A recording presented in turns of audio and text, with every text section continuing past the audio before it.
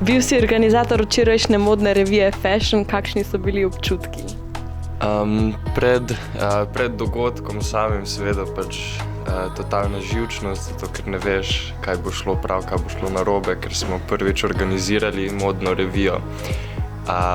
Ampak že med modno revijo je bilo zmeraj manj živčnosti, ker se je videlo, da bo šlo vse uspešno. Seveda potem, ko pa zaključiš, pa ugotoviš, da so bile vse skrbi odveč, da je vse na koncu super uspelo. Cool. Bil si tudi dizajner za naše Kuni majice. Kje si dobil inspiracijo za vsako posebno ekipo? V glavnem ideja se je porodila že septembra na enem od prvih sestankov, da bi se naredilo živo galerijo.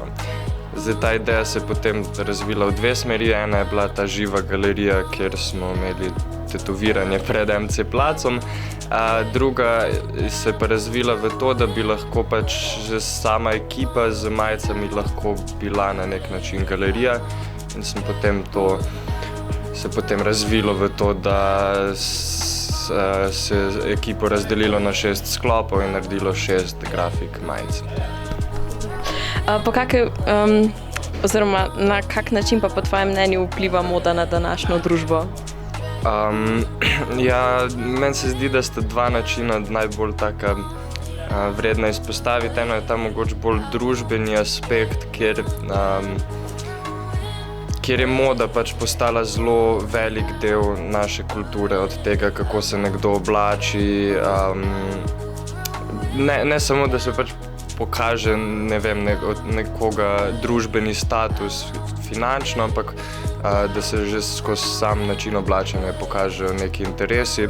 Zaradi tega se mi zdi moda danes zelo pomembna v primerjavi, pred 100 leti, ko so ljudje oblačili bolj enovito.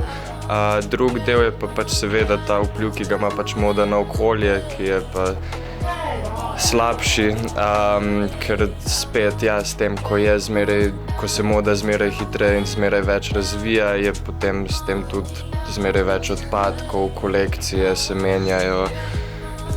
Namesto na eno leto se menjajo v enem mesecu, 2 tednih, kar pomeni ogromne količine zavrženih oblačil in hkrati s tem grozno pada kvaliteta oblačilom. Se pravi, to je pa ta mogoče negativen aspekt mode in modnega oblikovanja. To je to.